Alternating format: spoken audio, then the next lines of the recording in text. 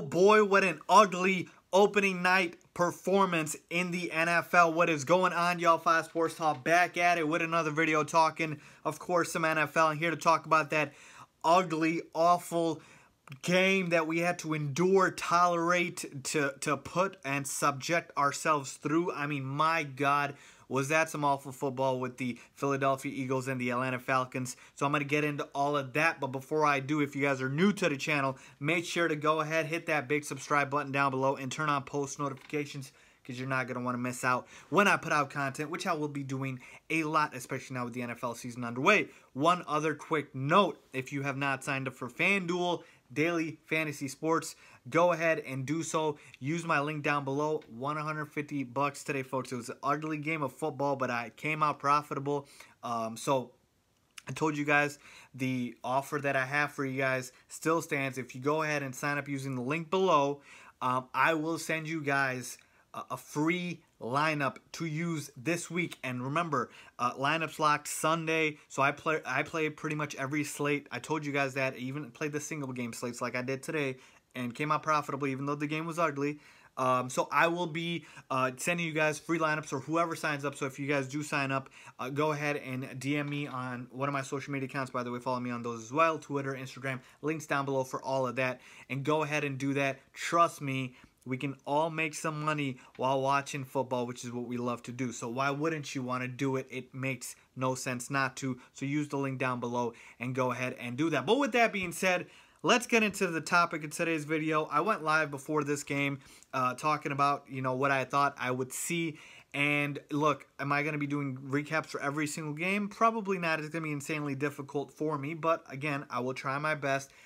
But I will definitely be doing, recaps for Bears games for sure. And again, a couple of the big Monday nighters, Sunday nighters, Thursday nighters. This was the opening game, so I wanted to go ahead and give my quick thoughts. Also because, boy, do I have a lot of thoughts. So with that being said, let's get into it. So where do I even start? I guess I'll just say that I believe the Falcons lost this game more than the Eagles won it. Yup, I'm telling you folks, I'm sorry Eagles fans.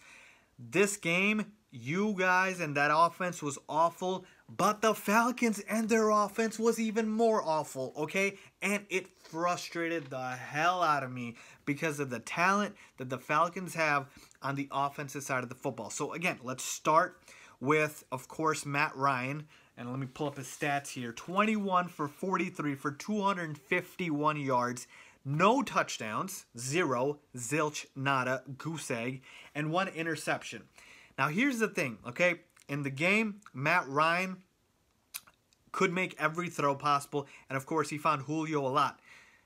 I'm not entirely putting the blame on Matt Ryan. I'm putting the most blame squarely on the Falcons offensive coordinator, Steve Sarkisian, who needs to go. And again, I might be overreacting because it's week 1 and they face the defending Super Bowl champs. But folks, this problem has been occurring since last season. Ever since Kyle Shanahan left town, Matt Ryan hasn't been the same quarterback. You know it. I know it. We see it. The stats show it. His touchdowns went down. He won MVP the year Shanahan was his offensive coordinator. And now Steve Sarkisian as his coordinator, Matt Ryan is looking like a system quarterback. Yes, I said it.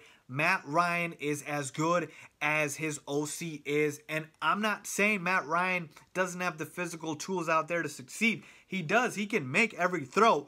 But his offensive coordinator is holding him back. And again, Ryan, I don't know if he's allowed to check out of things or whatnot, but there were some decisions he made tonight where, again, you look at the percentage, 21 for 43, that's less than 50%.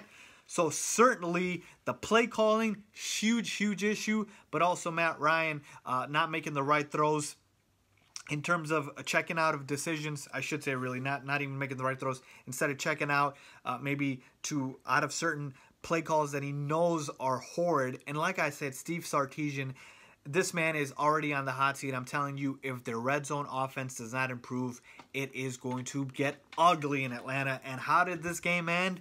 With the Falcons in the red zone, and they couldn't freaking convert, okay? So that's really the main takeaway in this game to me, because like I said, Julio Jones went off. 10 catches for 169 yards. Julio Jones owners in fantasy football are happy and mad at the same time. We're very happy with the production because I have Julio in a couple of my leagues. But we know this is scoreless, no touchdown. Imagine how many points he could give you if he gave you a touchdown or two. And this is squarely falls on Steve Sarkisian, that play calling, that awful play calling. They didn't even have Julio Jones in the red zone in the first half on like 4 red zone plays, which is awful. They ran the same run play on 2nd and 4th down, got shut down on 4th down. It was just a mess to see. Like I said, they need to do something with their OC. They need to fix this offense because in the red zone, with the weapons that they have, with Matt Ryan, Julio Jones, Mohamed Sanu, Austin Hooper, Devontae Freeman, Tevin Coleman, this is unacceptable. They shouldn't be this bad. Absolutely not. So basically, the Falcons should have won this game. They were so inept on offense that Philadelphia just did barely enough to win, and barely is 15 carries for 62 yards and 2 touchdowns from Jay Ajayi, okay? Because Nick Foles did what I thought he would do, which is basically regress to being an average quarterback. And again, I talked about this when I went live before the game, and I said we are going to see preseason Nick Foles more than Super Bowl MVP Nick Foles because he is what he is, what we've seen from him, and what we saw from him in the Super Bowl. More of an outlier, more of an exception than the norm. And again today, what did he put up? 19 for 34 for 117 scoreless yards.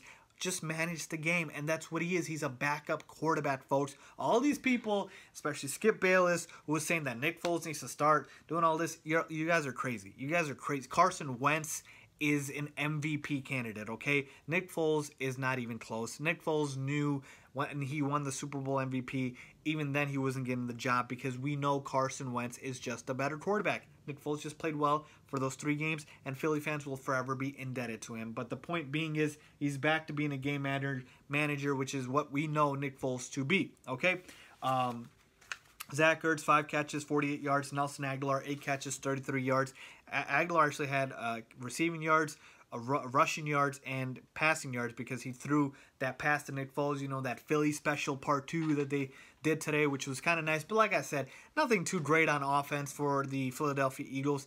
Basically, they capitalized on an inept Atlanta offense, and they moved forward with it. Now, again, in Philly's defense, and I talked about this again when I went live before the game, which I will be doing a lot more.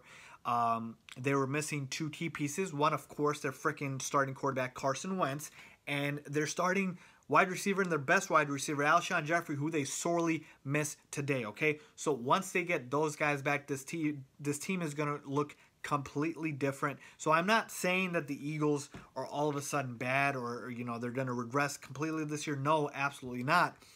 They are going to obviously get a lot better when they get Carson Wentz and Jeffrey back. But I'm saying squarely on this game, the Falcons lost more than the Eagles won. That's just how I feel about it, folks. Let me know what you guys think. Leave a comment down below if you agree with me or disagree with me, folks. That was an ugly game. I hope we don't ever have to witness that. I mean, my God, that was horrible. With that being said, if you guys enjoyed the video, make sure to give it a big thumbs up. Make sure to subscribe. As always, thanks for watching.